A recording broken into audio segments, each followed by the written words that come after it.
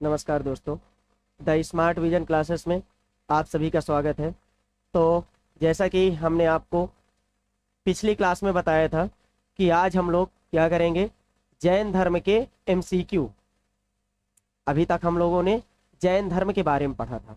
आज हम लोग जैन धर्म के एमसीक्यू करेंगे, क्योंकि आपके जो आने वाले आपके एग्ज़ाम है टीजीटी, पीजीटी, एलटी, जीआईसी और नेट जेआरएफ, हर एक एग्जाम के लिए बहुत ही महत्वपूर्ण क्वेश्चन है। तो आप लोग क्लास को ज़्यादा से ज़्यादा शेयर करिए और ज़्यादा से ज़्यादा जोड़ने का प्रयास करिए। तो एक बार पहले आप लोग क्लास को शेयर कर दीजिए ताकि ज़्यादा से ज़्यादा लोग जुड़ सकें क्लास में। और हम लोग चलिए स्टार्ट करते हैं जैन धर्म के एमसीक्यू। तो हमारा ये पहला क्वेश्चन क्या है कि जैन धर्म के जो सिद्धांत है, क्या कि जैन धर्म का मुख्य सिद्धांत क्या है, जो आपके सिद्धांत बताए गए हैं।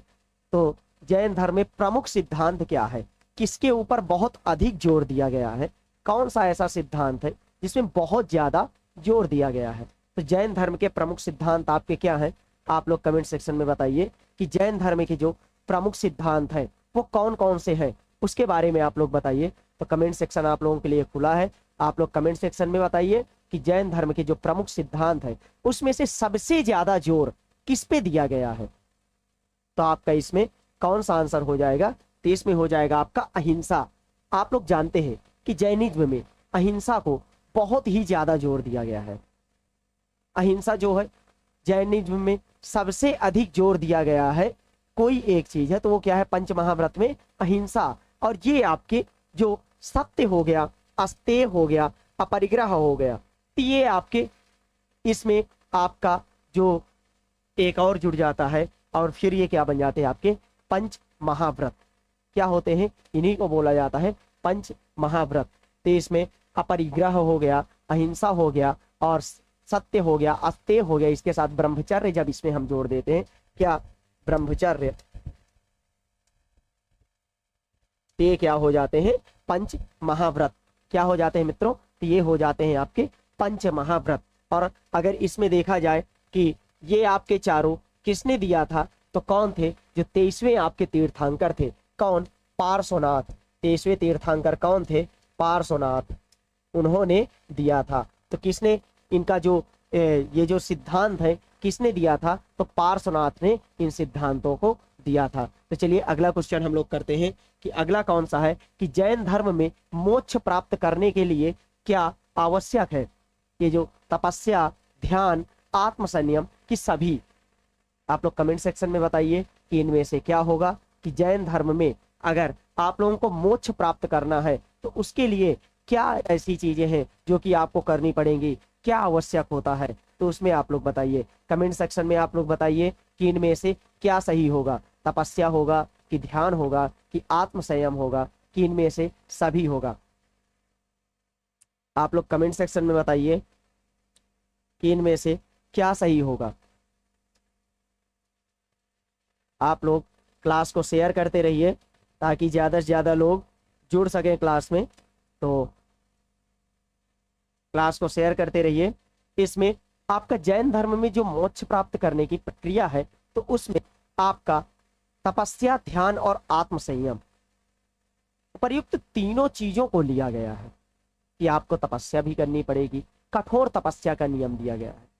आत्म संयम, आत्मा में संयम, आपको खुद में संयम लगाना पड़ेगा, नियंत्रण करना पड़ेगा। तो क्या आत्म संयम भी बहुत आवश्यक है। और ध्यान, तपस्या करेंगे तो उसमें ध्यान की आवश्यकता तो होती है। तो इसमें क्या हो जाएंगे, ये तीनों सही हो जाएंगे तो आपका क्या हो जाएगा, डी नंबर करेक्ट आंसर हो जाएगा। तो इनमें से क्या होगा, सब सही हो जाएंगे। तो क्या हो जाएगा करेक्ट आंसर आपका, डी नंबर। तो चलिए अगला हम देखते हैं, जैन धर्म के अनुसार जीव की 3 अवस्थाएं क्या होती हैं।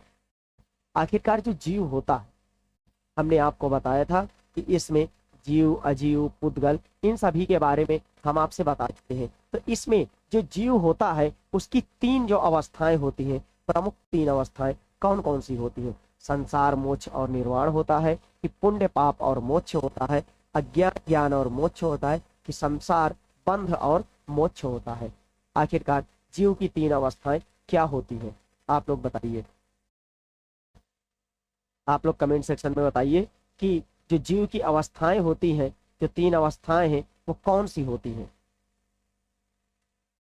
तो आप लोग बताइए जीव की अवस्थाएं कौन कौन सी जीव की अवस्थाएं होती हैं, उसके बारे में आप लोग बताइए। तो इसमें आपकी जीव की अवस्थाएं क्या हो जाएंगी, तो आपका कौन सा हो जाएगा, संसार, बंध और मोक्ष। बंध क्या होता है कि बंधनों में, हर एक इंसान बंधनों में बंधा हुआ है, तो उसको क्या चाहिए, बंधनों से मुक्ति चाहिए।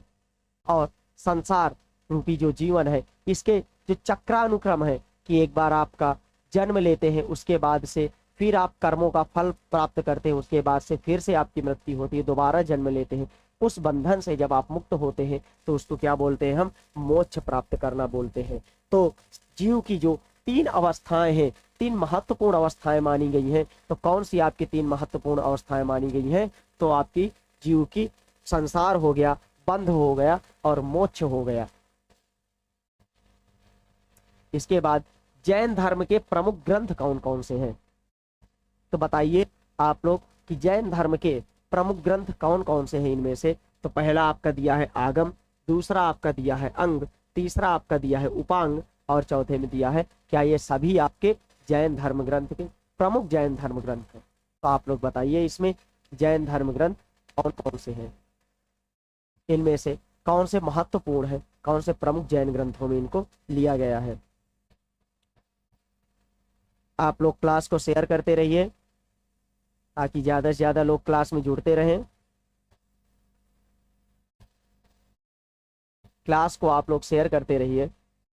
तो देखिए इसमें क्या होगा कि जैन धर्म में आपको हमने बताया था कि जैन धर्म में जो संग्रह किया गया है, किसमें किया गया है, आगम में किया गया है। उसके अलावा देखते हैं जो अंग होते हैं ये भी जैन धर्म के प्रमुख ग्रंथ माने जाते हैं। उसके साथ ही जो उपांग होते हैं, उपांग भी महत्वपूर्ण ग्रंथ माने जाते हैं।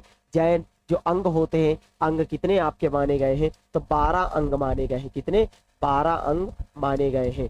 कितने अंग माने गए हैं मित्रों, ये 12 अंग आपके माने गए हैं। और ऐसे ही आपके 12 उपांग भी माने गए हैं। कितने, 12 उपांग। इसमें जैनियों की जीवन शैली के बारे में वर्णन मिलता है और भी महत्वपूर्ण चीजों के बारे में वर्णन मिलता है। और इनका जो संकलन किया गया है, तो जो अंगों का संकलन आपकी प्रथम जैन संगीति में किया गया है, तो अंगों का संकलन किसमें किया गया है, 12 अंग जो हैं इनका संकलन किसमें, प्रथम जैन संगीति में किया गया है। जबकि जो आपके उपांग हैं, उपांग का संकलन आपकी द्वितीय जैन संगीति में किया गया है। किसमें, जो आपकी द्वितीय जैन संगीति हुई है उसमें आपकी कौन से 12 उपांगों का संकलन किया गया है। तो अगला क्वेश्चन हम लोग देखते हैं कि जैन धर्म में आत्मा की प्रकृति क्या होती है। आखिरकार आत्मा की प्रकृति क्या है, उसके बारे में आप लोग बताइए कि जैन धर्म में आत्मा की प्रकृति किन चीजों से जुड़ी हुई है, अनित्य से कि नित्य से कि अज्ञेय से कि अनिश्चित से।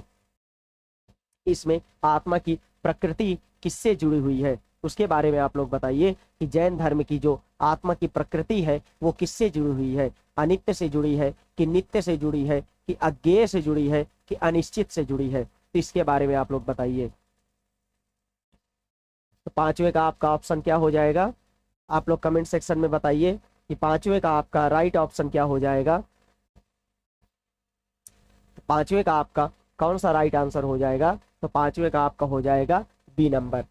अब नित्य कैसे, तो इसके बारे में आप लोग समझिए कि जब हम आत्मा की शुद्धि के लिए नित्य क्रिया कर्म करते हैं, नित्य तपस्या करेंगे, नित्य के जो कार्य हैं उनको करेंगे, तभी हम आत्मा की शुद्धि प्राप्त कर सकते हैं, तभी हमारी आत्मा क्या होगी, शुद्ध हो पाएगी। तो इसमें इसीलिए इसको नित्य वाला आपका ऑप्शन सही होगा। अगला देखते हैं हम कि जैन धर्म में कर्म की अवधारणा क्या है।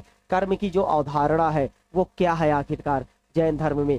जैन धर्म में कर्म की अवधारणा क्या है कि अच्छे और बुरे कर्मों का फल और कर्मों का त्याग। कर्मों का फल नहीं मिलता, कर्म ही भाग्य है। इसमें से क्या आपका सही आंसर होगा, उसके बारे में आप लोग बताइए कि इसमें से क्या आपका सही आंसर होगा। जैन धर्म में जो कर्म की अवधारणा दी गई है, तो कर्म की अवधारणा क्या है उसके बारे में आप लोग बताइए कि कर्म की अवधारणा क्या है। अच्छे और बुरे कर्मों का फल कि कर्मों का त्याग कि कर्मों का फल नहीं मिलता है और कर्म ही भाग्य है। इसके बारे में आप लोग बताइए कि राइट आंसर आपका क्या होगा।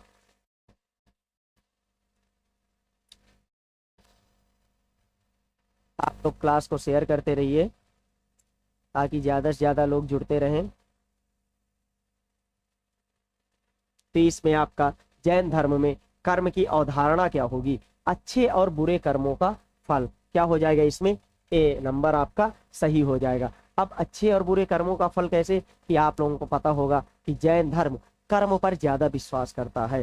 कर्म आप करिए और उसी का फल आपको प्राप्त होता है। जैनिज्म क्या कहता है कि आप जो भी कार्य करते हैं, जो भी आप कर्म करते हैं, अच्छे कर्म करेंगे तो अच्छा आपको फल प्राप्त होगा, लेकिन अगर बुरे कर्म करेंगे तो उसका आपको बुरा फल प्राप्त होगा। अगर आप अच्छे कर्म करते हैं तो उसके आपको अच्छे फल प्राप्त होंगे, और अगर आप बुरे कर्म करेंगे तो उसका क्या, बुरे कर्म प्राप्त होंगे। तो इसमें क्या हो जाएगा, अच्छे और बुरे कर्मों का फल। तो चलिए अगला हम देखते हैं, अगला क्या हो जाएगा, जैन धर्म में ध्यान का महत्व क्या है? जो आप ध्यान करते हैं उसका महत्व क्या है आखिरकार जैन धर्म में? कि ध्यान आत्म संयम के लिए, कि मोक्ष प्राप्ति के लिए, शांति और आनंद के लिए, कि सभी हो जाएगा? ये तीनों हो जाएंगे। तो आप लोग बताइए कि इसमें से कौन सा सही हो जाएगा? आत्म संयम के लिए, कि मोक्ष प्राप्त करने के लिए, कि शांति और आनंद के लिए, कि सभी? इनमें से क्या हो जाएगा? आप लोग कमेंट सेक्शन में बताइए कि इनमें से क्या आपका सही आंसर हो जाएगा। 7वां नंबर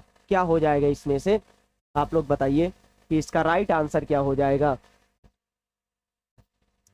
तो आपका इसमें क्या होगा कि जो आप ध्यान करते हैं तो ध्यान से आपको आत्म संयम भी प्राप्त होता है। आत्म संयम के अलावा आप मोक्ष प्राप्त करने के लिए भी, जो भी इनके तीर्थंकर होते हैं, जो भी भिक्षु होते हैं, भिक्षुड़ी होते हैं, वो लोग किस लिए? आत्म संयम के लिए भी तपस्या करते हैं। उसके अलावा शांति और आनंद के लिए भी तपस्या की जाती है। तो इसका राइट आंसर क्या हो जाएगा?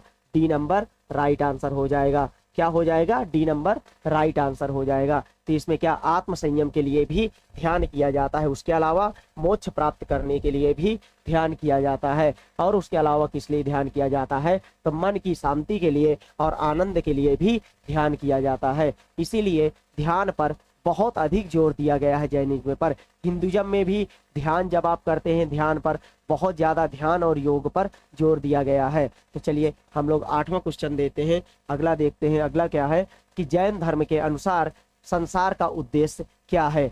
जैन धर्म के अनुसार संसार का उद्देश्य क्या होता है?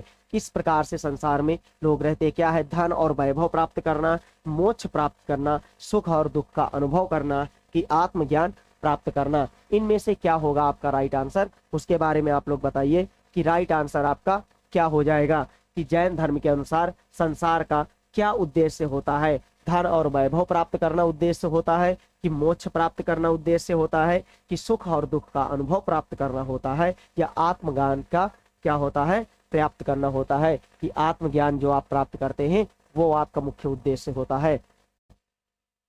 तो आप लोग बताइए कि इसका मुख्य उद्देश्य क्या होता है?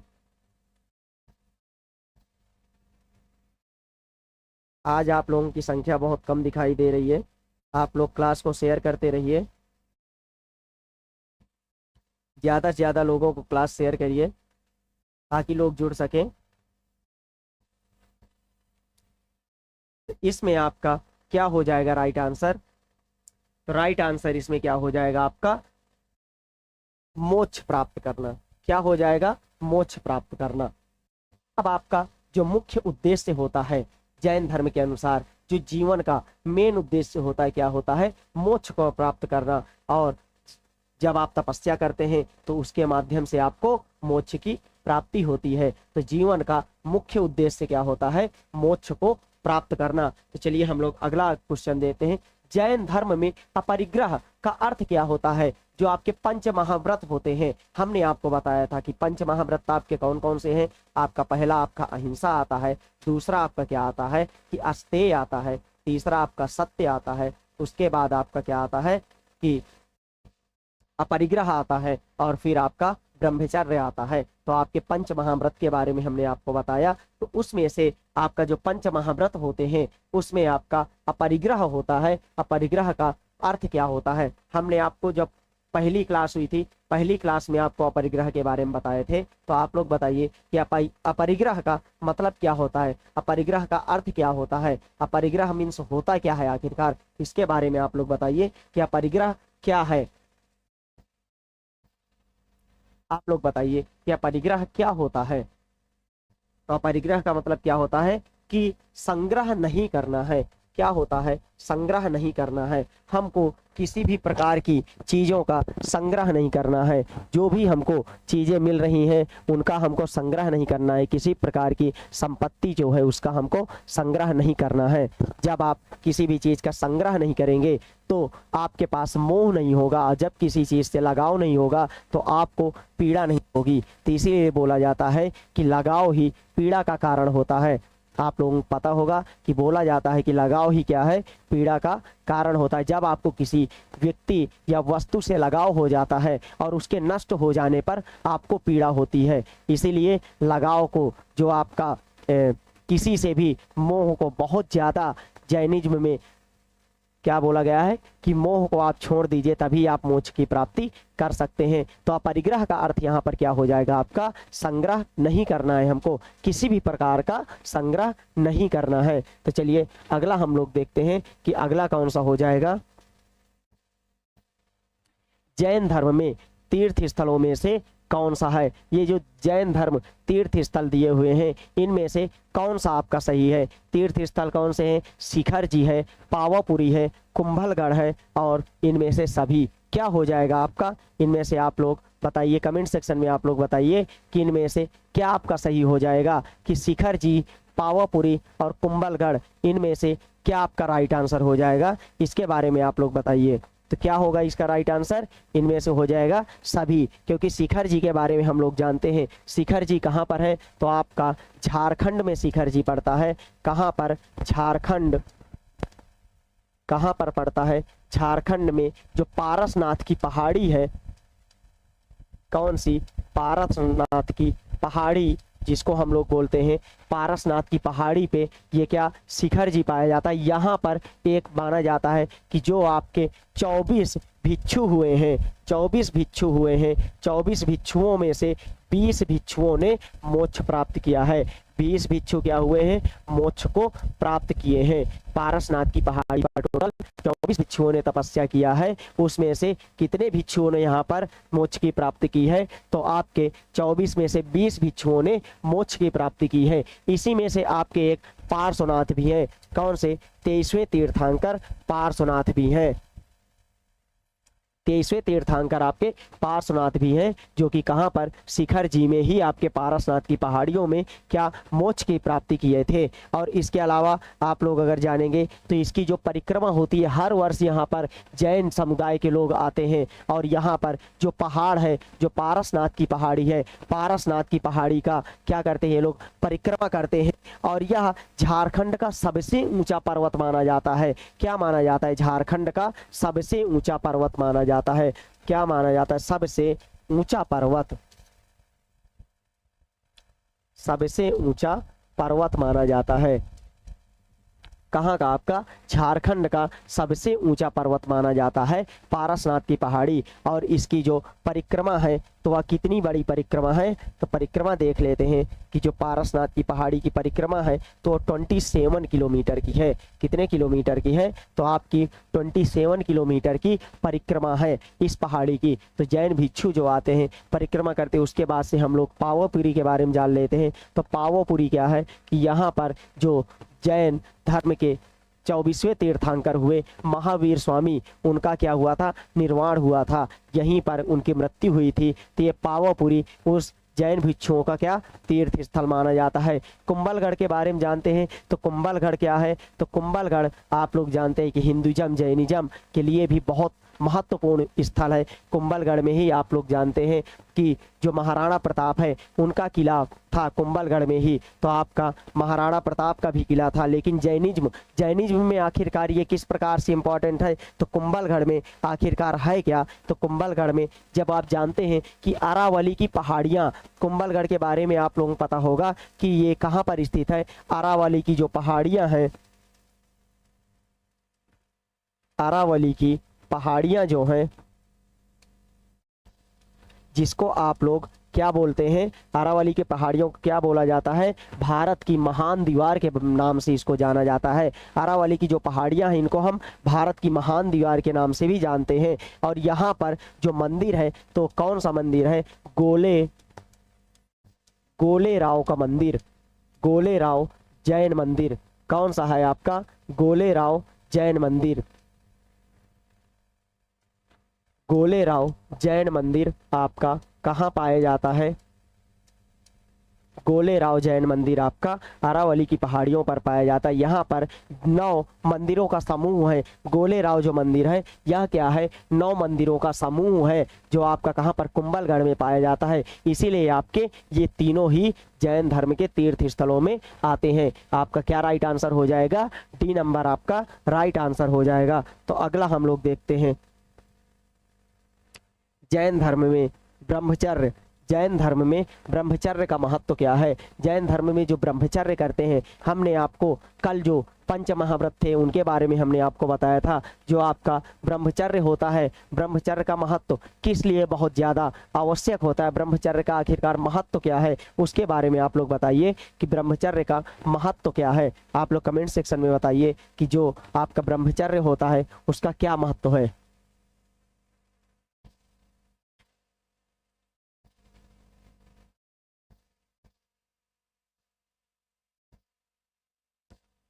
आप लोग क्लास को शेयर करते रहिए, ज़्यादा से ज़्यादा लोगों को आप लोग शेयर करिए। तो आपका जैन धर्म जो ब्रह्मचर्य है उसका महत्व क्या है। तो इसमें आपका हमने आपको बताया था कि ब्रह्मचर्य जो होता है उसमें आत्मसंयम भी बहुत आवश्यक होता है। क्या होता है, आत्मसंयम भी बहुत आवश्यक होता है। उसके अलावा मोक्ष प्राप्त करने के लिए भी बहुत आवश्यक है ब्रह्मचर्य का पालन करना। जो पंच महाव्रत है तो पंच महाव्रतों का पालन करना बहुत ही आवश्यक होता है। तो इसीलिए जो आपका ब्रह्मचर्य है उसमें आपका मोक्ष भी और शारीरिक स्वास्थ्य के लिए भी आपका बहुत आवश्यक होता है ब्रह्मचर्य का पालन करना। क्या होता है, शारीरिक स्वास्थ्य के लिए भी बहुत आवश्यक होता है। तो इसमें से ऑप्शन आपका क्या हो जाएगा, डी नंबर राइट आंसर हो जाएगा। क्या हो जाएगा, डी नंबर आपका राइट आंसर हो जाएगा। तो चलिए अगला हम देखते हैं इसमें कि जैन धर्म के अनुसार जीव की सबसे बड़ी शत्रु क्या है। जैन धर्म के अनुसार जीव का सबसे बड़ा शत्रु क्या है। आखिरकार इसमें आप लोग बताइए कि जैन धर्म के अनुसार जो जीव होता है उसका सबसे बड़ा जो शत्रु है वो क्या होता है। आप लोग बताइए कि जैन धर्म में जो जीव होता है उसके सबसे बड़ा जो शत्रु होता है वो क्या होता है। बताइए आप लोग कि जैन धर्म के अनुसार जीव का सबसे बड़ा शत्रु क्या होगा। आखिर क्रोध होगा कि लोभ होगा कि मोह होगा कि अहंकार होगा। इनमें से ऐसी क्या चीज है जो कि सबसे बड़ी शत्रु के रूप में मानी जाती है। बताइए आप लोग, इनमें से क्या होगा आपका जो कि सबसे बड़े शत्रु के रूप में माना जाता है। तो आपका इसमें राइट आंसर क्या हो जाएगा, मोह। मोह आखिरकार क्या, कि जब आप किसी से मोह लगाव हो जाता है तो वह जब वस्तु या व्यक्ति होता है जब हमसे दूर जाता है तो उससे बहुत ही ज्यादा कष्ट होता है। तो मोह को जो होता है जीव का सबसे बड़ा शत्रु है। अगर आपके मन से मोह हट जाएगा, किसी भी व्यक्ति या वस्तु के प्रति लगाव खत्म हो जाएगा तो आपके उसके रहने ना रहने से कोई फर्क नहीं पड़ने वाला है। और क्रोध आपको तभी आता है जब आपको मोह होता है, और अहंकार का सबसे बड़ा कारण मोह ही होता है। जब आपको अहंकार हो जाता है कि हमारे पास बहुत अधिक धन है, तो आपको किससे मोह हो गया है, आपको धन से मोह हो गया है। जो आपकी वस्तुएं हैं उससे लगाव हो गया है, उससे मोह हो गया है। तो आपका क्या हो गया, तो यहाँ पर अहंकार भी मोह के अंदर ही आ जाता है। तो सबसे महत्वपूर्ण क्या होता है, जीव का सबसे जो बड़ा शत्रु है वो कौन सा है, वो आपका मोह हो जाएगा। तो अगला हम लोग देखते हैं जैन धर्म में त्याग का क्या महत्व है। जैन धर्म जो त्याग है, त्याग का क्या महत्व होता है उसके बारे में आप लोग बताइए। कमेंट सेक्शन में आप लोग आंसर दीजिए कि जैन धर्म में त्याग का क्या महत्व होता है।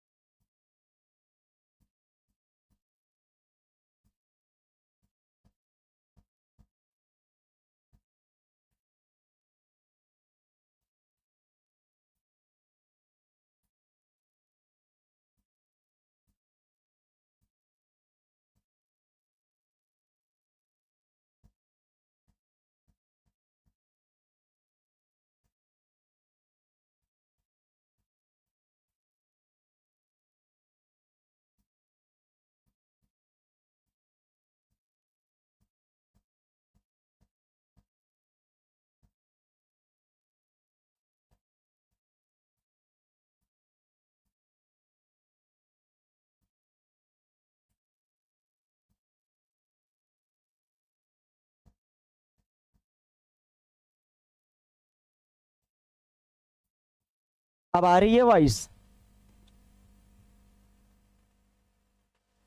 वॉइस आ रही है अब आप लोगों को?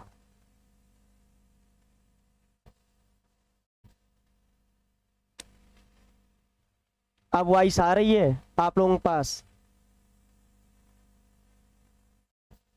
आप लोग कमेंट सेक्शन में बताइए कि आवाज आ रही है। आवाज आ रही है आप लोगों के पास?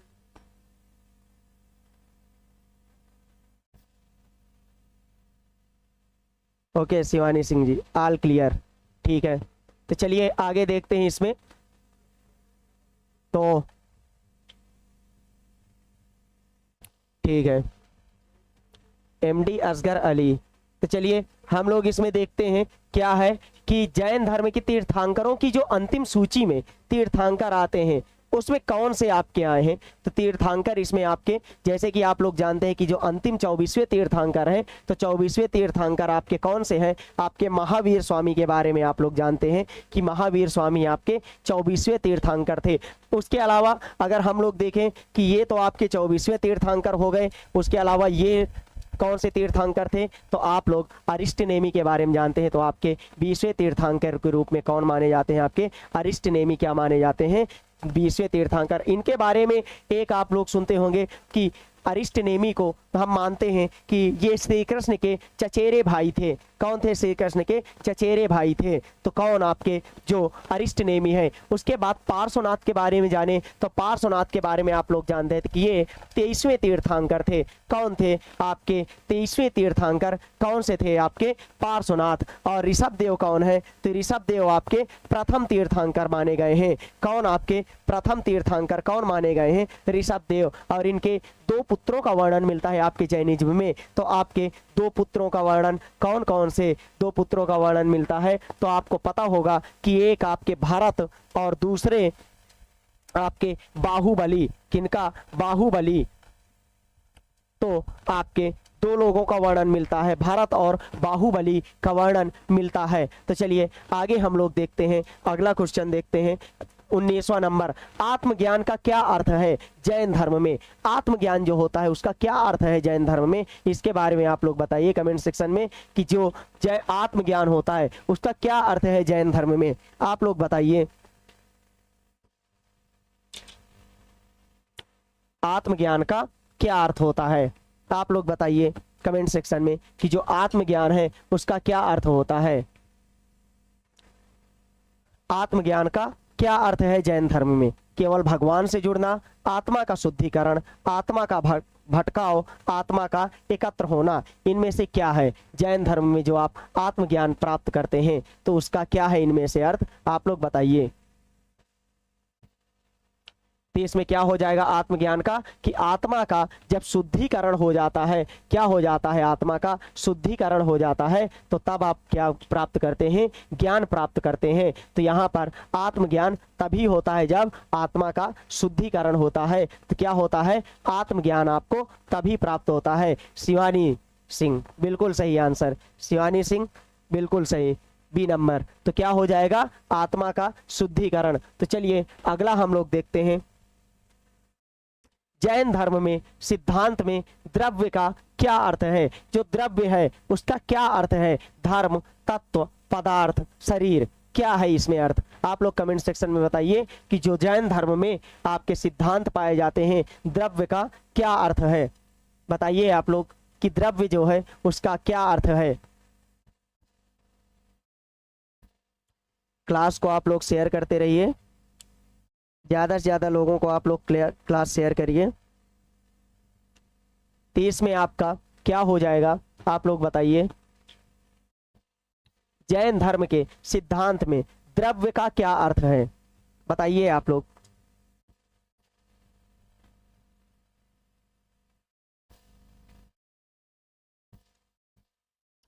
बताइए द्रव्य का क्या अर्थ है। Shivani Singh B number. द्रव्य का क्या अर्थ होगा? पदार्थ। क्या होगा द्रव्य का अर्थ? आपका पदार्थ। क्या होगा? पदार्थ आपका क्या हो जाएगा? द्रव्य का अर्थ। द्रव्य का अर्थ क्या माना जाएगा? आपका पदार्थ माना जाएगा। तो आगे हम देखते हैं कि 21, जैन धर्म में सर्वोच्च तपस्या कौन सा रूप है?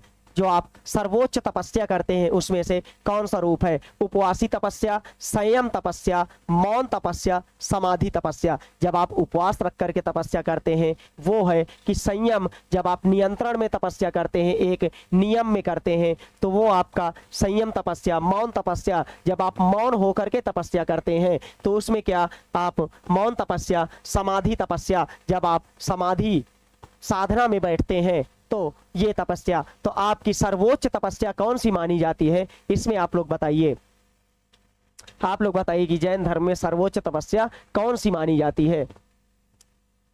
कमेंट सेक्शन में आप लोग बताइए 21 का कौन सा आंसर होगा आपका।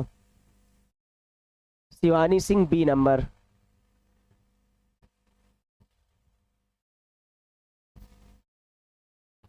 बी नंबर, संयम तपस्या, बिल्कुल सही। क्या हो जाएगा?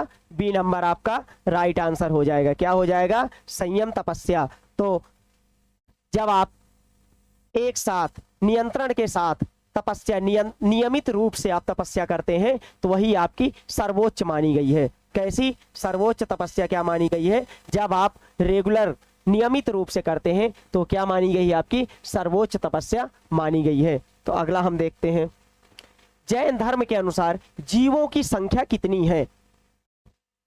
आप लोग बताइए कि जैन धर्म में कितने प्रकार के जीवों को माना गया है? जीवों की संख्या कितनी है? जैन धर्म में कितने जीवों को मानते हैं? तो आप उसके बारे में बताइए कि जैन धर्म में जीवों की संख्या कितनी मानी गई है।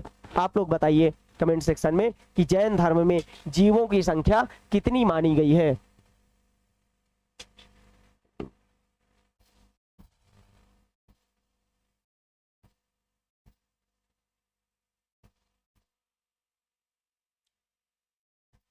Vikas Kumar B number.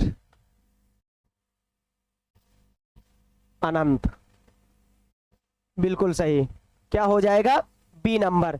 जीवों की संख्या कितनी मानी गई? अनंत मानी गई है, क्योंकि महावीर स्वामी कहते हैं कि जितने जीव हैं उतनी आत्माएं हैं। जीवों की कोई संख्या नहीं, अनंत है। अनंत जीव और अनंत आत्माएं हैं। और जब ये आत्माएं मोक्ष प्राप्त कर लेती हैं, जब मोक्ष प्राप्त करने के बाद ये आत्माएं कहाँ?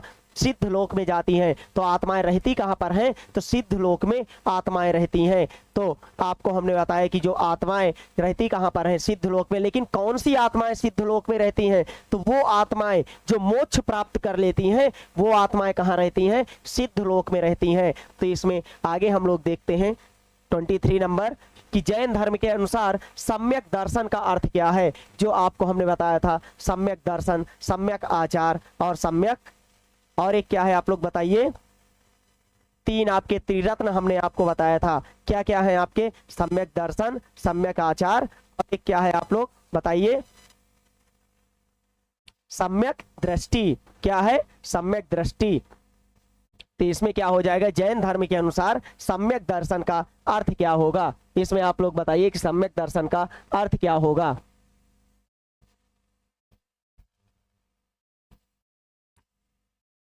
सी नंबर, सही दृष्टिकोण या दर्शन। 23 का क्या हो जाएगा? C number. संयम दर्शन के क्या हो जाएगा? C number. क्या हो जाएगा? सही दृष्टिकोण या दर्शन। सम्यक दर्शन का क्या हो जाएगा? सही दृष्टिकोण या दर्शन।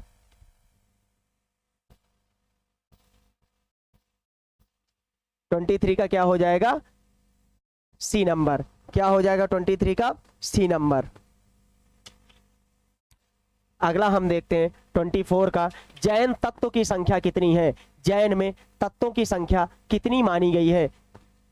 गुड इवनिंग बुलबुल, आप लोग क्लास को शेयर करिए ज़्यादा से ज़्यादा ताकि लोग जुड़ सकें। तो चलिए इसमें आप लोग बताइए कि जैन तत्वों की संख्या कितनी मानी गई है जैन में। प्लीज क्लास टाइमिंग, क्लास की जो टाइमिंग होती है वो 3 से 4 होती है, लेकिन अभी पिछले 1-2 दिन से कुछ 3:30 बजे से क्लास स्टार्ट हो रही है, लेकिन आपकी जो रेगुलर टाइमिंग होगी वो 3 से 4 होगी।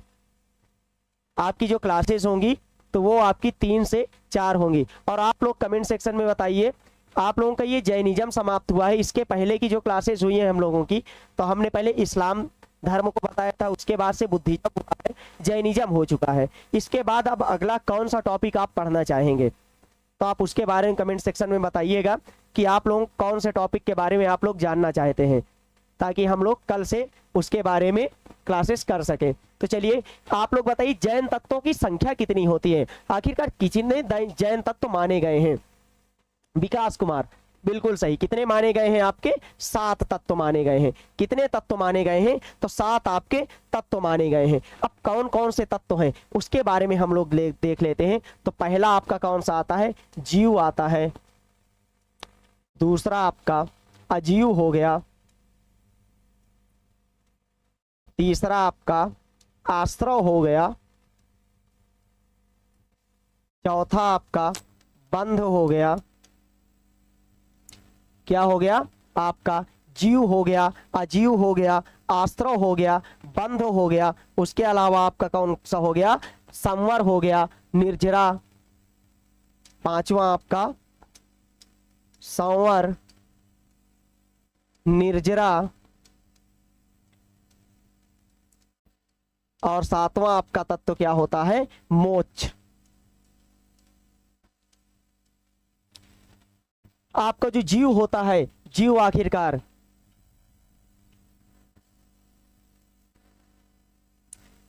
Sir ji please theory basis कराएं यूपी टेट के लिए और सीक्वेंस में। ओके, तो एंशिएंट हिस्ट्री टॉपिक वाइज आप लोग बताइए। जैसे कि यूपी टेट के लिए हम लोग क्लासेस अलग से चल रही हैं, यूपी टेट की क्लासेस रेगुलर बेस पे चलती हैं, लेकिन ये जो क्लासेस हैं वो एनसीईआरटी के टॉपिक के बेस पर चल रही हैं। तो आप लोग बता दीजिए, जैसे सीक्वेंस में कराने के लिए आप लोग बोल रहे हैं, तो किस सीक्वेंस में किया जाए? आप कहाँ से चाहते हैं? आप स्टोन एज से चाहते हैं कि स्टोन एज से उठाया जाए, या फिर आपका जो महाजनपद काल है महाजनपद काल से पढ़ाया जाए? तो आप इसके बारे में बताइए कि महाजनपद काल से आप लोगों को बताया जाए कि स्टोन एज से बताया जाए।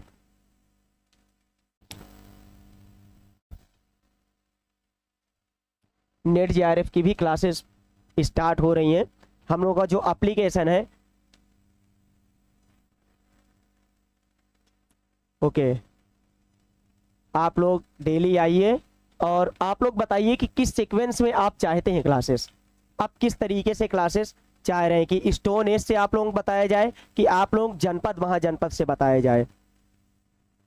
जो आपका सेकेंड अर्बनाइजेशन हुआ है, द्वितीय नगरीकरण, वहां से आप लोगों को बताया जाए। तो इसके बारे में हम पहले देख लेते हैं। जो आपका जीव होता है, जो आपकी आत्मा होती है, जिसमें आपका जीवन चल रहा होता है, महाजनपद से। ओके ठीक है, जनपद और महाजनपद से आपकी कल से क्लासेस स्टार्ट किए। और भी आप लोग डिस्कस कर लीजिए, बताइए चैट बॉक्स में कि आपको महाजनपद से ही क्लासेस कल से चाहिए, तो आप लोग कल की क्लासेस जो होंगी महाजनपद से ही बताई जाएंगी। तो इसमें आपका हम बता दें कि जो जीव होता है, अजीव, उसके बाद आश्रव जो है, आश्रव को हम क्या, जो आप सत्य बोलना और बंध, किसी प्रकार के बंधनों से मुक्त होना। संवर क्या होता है? संवर होता है कि जो नए आप कर्म करते हैं उनको आपको रोकना है। जो आप नए कर्म कर रहे हैं वो आपके रुकते हैं। और आपका निर्जरा क्या होता है? जो आपके पुराने कर्म हैं उनका क्षय होना, जब वो नष्ट होने लगते हैं पुराने कर्म, उसको क्या बोलते हैं? निर्जरा। और लास्ट आपका तत्व क्या होता है? मोक्ष आपका लास्ट तत्व हो जाता है। तो चलिए अगला देखते हैं 25। जैन धर्म में गृहस्थ को क्या कहा जाता है? गृहस्थों के लिए क्या बताया गया है आपका? जैन धर्म में जो आपके गृहस्थ हैं, गृहस्थों के लिए क्या चीजें बताई गई हैं? तो आप लोग बताइए।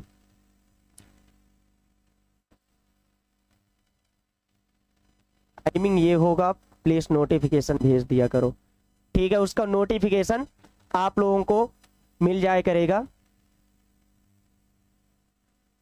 उसका नोटिफिकेशन आप लोगों को मिल जाया करेगा। पहले से ही क्लास का शेड्यूल लग जाता है। आप लोग जो भी टाइमिंग होती है उसका शेड्यूल आप लोगों का क्लास का लग जाता है पहले से ही। तो आप लोग उसको पहले से भी देख सकते हैं कि क्या क्लास की टाइमिंग रहेगी। तो चलिए, जैन धर्म में जो गृहस्थ हैं उनको क्या कहते हैं? गृहस्थों को क्या साधु कहते हैं, कि श्रावक कहते हैं, कि तपस्वी कहते हैं, कि तत्व कहते हैं? क्या हो जाएगा? बी नंबर, श्रावक। बिल्कुल सही, क्या हो जाएगा? श्रावक, बी नंबर। तो गृहस्थ को क्या बोला जाता है? श्रावक के रूप में हम लोग जानते हैं। डी नंबर नहीं होगा, क्या होगा? श्रावक होगा। यहाँ पर क्या होगा? श्रावक। और जो ज्ञान प्राप्त कर लेते हैं उनको हम क्या बोलते हैं? उनको हम बोलते हैं निग्रंथ। निग्रंथ बोलते हैं, जिसको हम, जो आप कैवल्य की प्राप्ति कर लेते हैं तो उसको हम अरहत नाम से भी जानते हैं। 13वां जो सोपान है, जब आप उसको प्राप्त कर लेते हैं तो आप जब ज्ञान प्राप्त कर लेते हैं तो उसको हम अरहत नाम से जानते हैं। और फिर उसके बाद अगला हम देखते हैं, पंच महाव्रत में एक कौन सा व्रत है? सत्य, शांति, अहिंसा और त्याग। जो आपके पंच महाव्रत हैं उनमें से रोज का टॉपिक बता देना सर, ये आपका सीक्वेंस में चलेगा, महाजनपदाज से आपका सीक्वेंस में चलेगा। कल आपके जनपद महाजनपद के बारे में डिस्कस किया जाएगा, उसके बाद से आपके जनपदों के बारे में बताया जाएगा, जिसमें आपका मगध का उत्कर्ष हो गया। फिर इसी तरीके से आपका सीक्वेंस में चलेगा, ठीक है, इसी तरीके से आपका सीक्वेंस में चलेगा। जनपद के बाद महाजनपद, मगध का उत्कर्ष हो गया, फिर उसके बाद से आपका जो वंश आते हैं, हर्यक वंश हो गया, शुंग डायनेस्टी हो गई, उसके बाद से नंद वंश हो गया, फिर आपका मौर्य वंश हो गया। तो इसी तरीके से आपका सीक्वेंस में चलेगा। तो पंच महाव्रत में से इनमें से कौन सा व्रत है जो पंच महाव्रत है? तीन में से कौन से हैं आपके पंच महाव्रत में आते हैं? सी नंबर, अहिंसा। क्या है यहां पर? अहिंसा। पहले थ्योरी, लास्ट में क्वेश्चन। इसी तरीके से आप लोगों का चल रहा है कि पहले आपकी थ्योरी चल रही है, हमने अभी आपको बुद्धिज्म बताया था, बुद्धिज्म की पूरी थ्योरी चली थी, उसके बाद से उससे रिलेटेड आपसे क्वेश्चन लगभग 60 MCQ आप लोगों को करवाए गए थे। उसके बाद आपकी जो जैनिज्म हुआ, जैनिज्म की पिछली 3 क्लासेस हो चुकी हैं, जिसमें आपका जैन धर्म पूरा बताया गया है। उसके बाद आपके ये आज क्वेश्चन करवाए जा रहे हैं। तो पहले आपका एक टॉपिक होगा, एक टॉपिक के बाद उससे रिलेटेड क्वेश्चन होंगे, फिर दूसरा टॉपिक स्टार्ट किया जाएगा। इस तरीके से आप लोगों की क्लासेस चलेंगी। तो इसमें क्या हो जाएगा? अहिंसा आपका राइट आंसर हो जाएगा। तो चलिए अगला हम देखते हैं, जैन धर्म के अनुसार परमात्मा का नाम क्या है? जैन धर्म में परमात्मा को किस नाम से जानते हैं? आप लोग बताइए कमेंट सेक्शन में कि जैन धर्म में जो परमात्मा है उनको हम लोग किस नाम से जानते हैं। तो बताइए आप लोग कि जो परमात्मा है उनको हम किस नाम से जानते हैं। कोई बात नहीं, आप लोग टाइम का विशेष ध्यान रखिएगा, कल से शेड्यूल जो होगा आप लोगों का लग जाए करेगा समय से। तो जैन धर्म के अनुसार परमात्मा जो है उनका नाम आप लोग बताइए कि परमात्मा का नाम क्या ब्रह्म नाम से जानते हैं, कि भगवान नाम से जानते हैं, आत्मा नाम से जानते हैं, कि सिद्ध नाम से जानते हैं? आप लोग कमेंट सेक्शन में बताइए। क्या ए नंबर? नहीं, इसमें क्या हो जाएगा? सिद्ध नाम से जानते हैं। हमने आपसे अभी बताया था, अभी कुछ समय पहले क्या बताया था हमने आपसे कि जो यहाँ से मोक्ष प्राप्त करके जो आत्माएं जाती हैं, कहाँ पर जाती हैं? सिद्ध लोक में जाती हैं। इसीलिए जो परमात्मा है उसको ये लोग क्या नाम से जानते हैं? सिद्ध नाम से जानते हैं। क्या नाम से जानते हैं? सिद्ध नाम से जानते हैं। तो आगे हम देखते हैं, शरीर में रहते हुए आत्मा का शुद्धिकरण करना जैन धर्म में कौन सा सिद्धांत है? शरीर में रहते हुए आत्मा का शुद्धिकरण जब आप करते हैं तो क्या होता है? त्याग होता है कि आत्मज्ञान होता है, संयम होता है कि तपस्या होता है? इसमें से आपका क्या होगा? आप लोग बताइए क्या होगा? ब्राह्मणों में जो आपका हिंदुइज्म है, हिंदुइज्म में आप लोग मानते हैं जो ब्रह्म होते हैं, भगवान होते हैं, उस नाम से आप लोग जानते हैं। लेकिन परमात्मा को आप जैनिज्म में जाएंगे तो क्या नाम से? सिद्ध नाम से जानते हैं। तो आप लोग बताइए, शरीर में रहते हुए आत्मा को जो शुद्धिकरण करना होता है जैन धर्म में कौन सा सिद्धांत होता है? इसमें क्या होगा? इसमें से आपका आत्मज्ञान। जब आप आत्मज्ञान करते हैं तो ये आप शरीर में रहते हुए ज्ञान कर सकते हैं। आत्मज्ञान किस तरीके से? आप शरीर में रहते हुए भी आत्मज्ञान कर सकते हैं। तो अगला क्वेश्चन हम देखते हैं, जैन धर्म में संयम का अर्थ क्या होता है? संसार से भाग जाना, आत्म संयम और नियंत्रण, केवल ध्यान करना, तपस्या का पालन करना। तो आप लोग बताइए 29 का आप लोग आंसर दीजिए, कमेंट सेक्शन में आप लोग आंसर दीजिए 29 का। 29 का बी नंबर बिल्कुल सही, शिवानी और बुलबुल बिल्कुल सही। क्या हो जाएगा? आत्म संयम और नियंत्रण, जब आप इसमें संयम का क्या है कि आप जब नियंत्रण करते हैं, स्वयं में जब आप नियंत्रण करेंगे तभी आप किसी भी प्रकार की जो उपलब्धियां हैं उनको प्राप्त कर पाएंगे। तो चलिए आप लोगों को भी, जैसे कि आप रेगुलर क्लास होती है तो स्वयं में आप लोग नियंत्रण लाइए कि हमको रेगुलर इस टाइम पे क्लास में ज्वाइन होना है और हमको रेगुलर नोट्स बनानी है, रेगुलर इसके बारे में पढ़ना है, तभी आप अपनी सफलता को प्राप्त कर पाएंगे। तो जो संयम है, संयम किसी भी चीज में आप अगर लागू करेंगे तो आपको जरूर उसके बारे में सफलता प्राप्त होगी, आप चाहे जिस भी क्षेत्र में जाइए। तो चलिए हम लोग अगला देखते हैं 30 नंबर, जैन धर्म में क्या त्याग किया जाता है? अन्न का त्याग किया जाता है कि वस्त्र का त्याग किया जाता है कि धन का त्याग किया जाता है कि अहंकार का त्याग किया जाता है? इनमें से क्या है जिसका त्याग किया जाता है जैन धर्म में? आप लोग बताइए।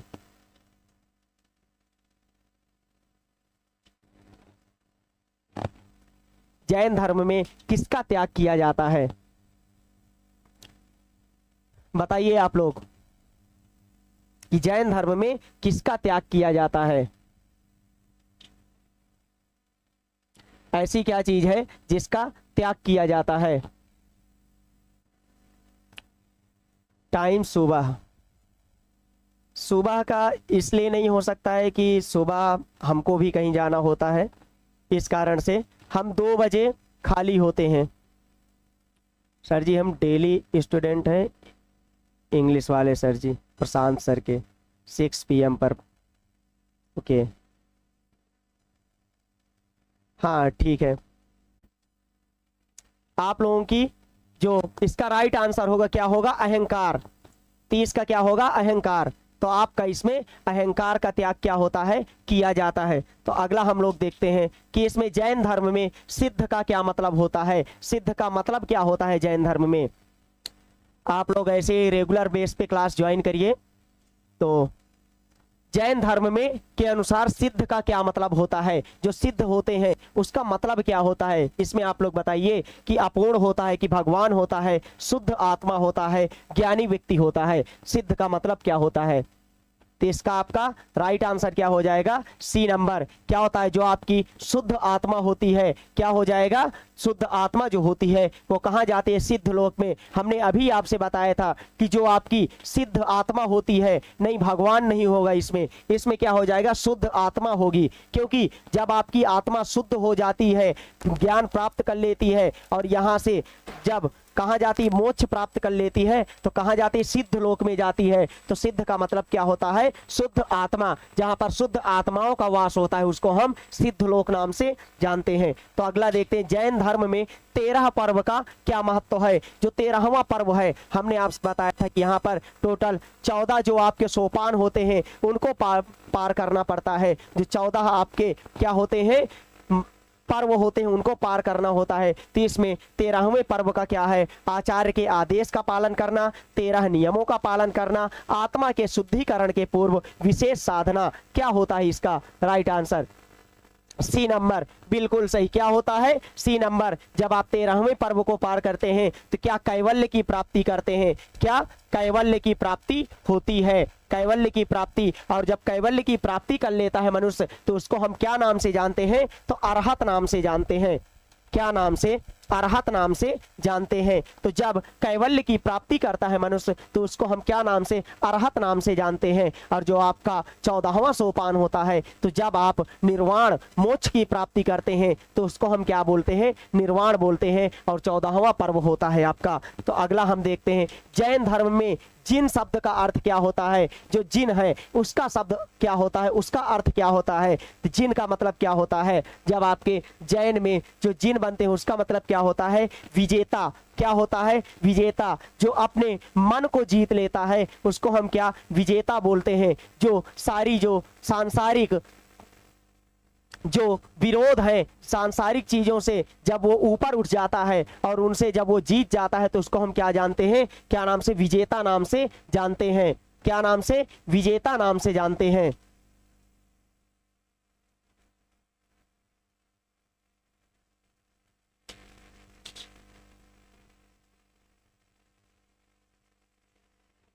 तो अगला आपका जैन धर्म में व्रत का पालन किसके लिए किया जाता है? जो जैन धर्म होता है उसमें व्रत का जो पालन होता है वह किसके लिए किया जाता है? इसमें आप लोग बताइए कि जैन धर्म में जो व्रत का पालन है वह किसके लिए किया जाता है? तपस्वी के लिए, कि गृहस्थ के लिए, कि सिद्धों के लिए, कि स्वयं के आत्मा के लिए? तो इसमें आपका 34 का क्या हो जाएगा? आप लोग बताइए क्या हो जाएगा कि जैन धर्म में व्रत का पालन किसके लिए किया जाता है? बताइए आप लोग कि जैन धर्म में व्रत का पालन किसके लिए किया जाता है?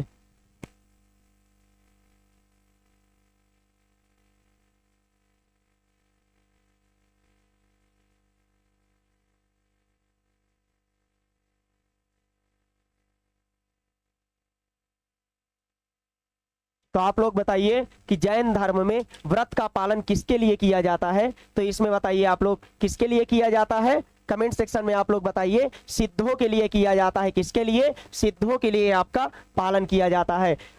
अनात्मवाद जैन धर्म के सिद्धांत से जुड़ा है, इसका मतलब क्या होता है? जो आपका अनात्मवाद है वह जैन धर्म के सिद्धांतों से जुड़ा है, तो वह किसके लिए होता है? आप लोग बताइए। आत्मा का अस्तित्व, केवल परमात्मा का अस्तित्व, आत्मा का शुद्धिकरण, आत्मा का जन्म और मृत्यु, इसमें से क्या आपका सही हो जाएगा? आप लोग बताइए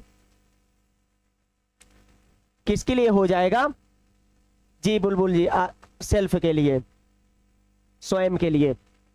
अनात्मवाद जैन धर्म के सिद्धांत से जुड़ा है, इसका मतलब क्या हो जाएगा? किसके लिए होता है ये? तो ये किसके लिए होता है? आत्मा का शुद्धिकरण। क्या हो जाएगा आपका? सी नंबर राइट आंसर हो जाएगा। अगला आप देखेंगे जैन धर्म में आत्मा और परमात्मा के सिद्धांत क्या है? जो जैन धर्म है, जैन धर्म में आत्मा और परमात्मा के जो सिद्धांत होते हैं वो क्या है? आत्मा और परमात्मा का भेद नहीं है, आत्मा और परमात्मा दोनों अलग है। आत्मा, परमात्मा को प्राप्त करने के लिए आत्मा का शुद्धिकरण जरूरी है, और आत्मा और परमात्मा का कोई विशेष महत्व नहीं है। इसके बारे में आप लोग बताइए कि क्या होगा राइट आंसर? इसका क्या होगा? 36 का राइट आंसर आप लोग बताइए कि इसमें क्या हो जाएगा आपका राइट आंसर? कि जब हम परमात्मा को प्राप्त करते हैं तो परमात्मा की प्राप्ति के लिए पहले हमको क्या करना पड़ता है? अपनी आत्मा का शुद्धिकरण करना पड़ता है। तो परमात्मा की प्राप्ति के लिए क्या करना पड़ेगा? पहले हमको अपनी आत्मा का शुद्धिकरण करना पड़ेगा। तो सी नंबर आपका राइट आंसर हो जाएगा। तो चलिए अगला देखते हैं हम 37। तत्व ज्ञान का अर्थ क्या होता है? सभी तत्वों का ज्ञान, तत्वों का पालन, ब्रह्म का ज्ञान, आत्मा का शुद्धिकरण। तत्व ज्ञान का अर्थ क्या होता है जैनिज्म के अनुसार? Shivani Singh, C number. जी, तत्वों का ज्ञान क्या होता है इसमें? सी नंबर, सभी तत्वों का सही ज्ञान। जो आपके अभी हमने 7 तत्व बताए थे, जीव, अजीव, संवर, निर्जरा, मोक्ष, और आपके कौन से थे? आपके इसमें आश्रव, बंध। तो ये सारे आपके 7 जो हमने तत्व बताए थे, जब हमको सभी तत्वों का ज्ञान हो जाता है तो हम उसको क्या बोलते हैं? तत्व ज्ञानी बोल सकते हैं, तत्व ज्ञान बोल सकते हैं। तो किसके? सारे तत्वों का हमको ज्ञान होना चाहिए। तो इसमें आप लोग बताइए कि जैन धर्म में सम्यक दृष्टि के अलावा और कौन सा दूसरा सम्यक ज्ञान है? सम्यक संवाद, सम्यक आचार, सम्यक साधना, सम्यक अहिंसा। तो इसमें से क्या हो जाएगा आपका राइट आंसर? आप लोग बताइए। इसमें से आपका राइट आंसर क्या हो जाएगा? आप लोग बताइए कि इसमें से क्या हो जाएगा? सम्यक संवाद, की सम्यक आचार, की सम्यक साधना, की सम्यक अहिंसा। इसमें से राइट आंसर आपका क्या हो जाएगा? आप लोग बताइए। कमेंट सेक्शन में आप लोग बताइए कि इसका राइट आंसर क्या हो जाएगा।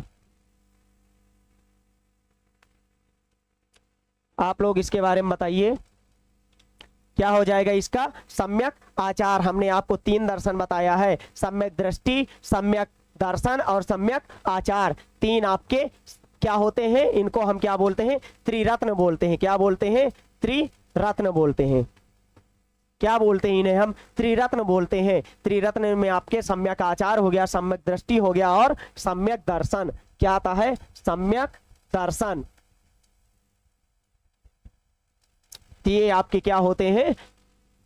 जैन धर्म के आपके त्रिरत्न होते हैं। तो इसके अलावा अगला हम देखते हैं क्या हो जाएगा 39 नंबर, जैन धर्म के अनुयायी जैन तीर्थ में से कौन सा पर्व मनाते हैं? दीपावली, महावीर जयंती, मकर संक्रांति की नवरात्रि। इसमें से आप लोग बताइए 39 का आपका कौन सा हो जाएगा? आप लोग बताइए कि कौन सी वो लोग कौन सा जैन तीर्थ के पर्व मनाते हैं, कौन सा ऐसा त्योहार है जो वो लोग मनाते हैं, इसके बारे में आप लोग बताइए कि आपका क्या हो जाएगा राइट आंसर। तो क्या मनाते हैं वो? महावीर जयंती मनाते हैं। कब? महावीर जयंती मनाते हैं। तो चलिए अगला देखते हैं। इसमें जैन धर्म में संघ का क्या मतलब होता है? जो जैन धर्म में संघ होते हैं उसका मतलब क्या होता है, उसके बारे में आप लोग बताइए। एकता, साधु और श्रावक समुदाय, एक धर्म, प्रार्थना, इनमें से क्या आपका राइट आंसर हो जाएगा 40 नंबर का? तो आप लोग बताइए क्या हो जाएगा? साधु और श्रावक समुदाय। श्रावक जो होते हैं वो गृहस्थ होते हैं, तो इनके जो समुदाय होते हैं तो उनको क्या बोलते हैं हम? साधु और श्रावक समुदाय को संघ बोलते हैं। क्या नाम से जानते हैं? संघ नाम से जानते हैं। तो अगला हम देखते हैं निम्नलिखित वाक्यों में क्या सत्य है?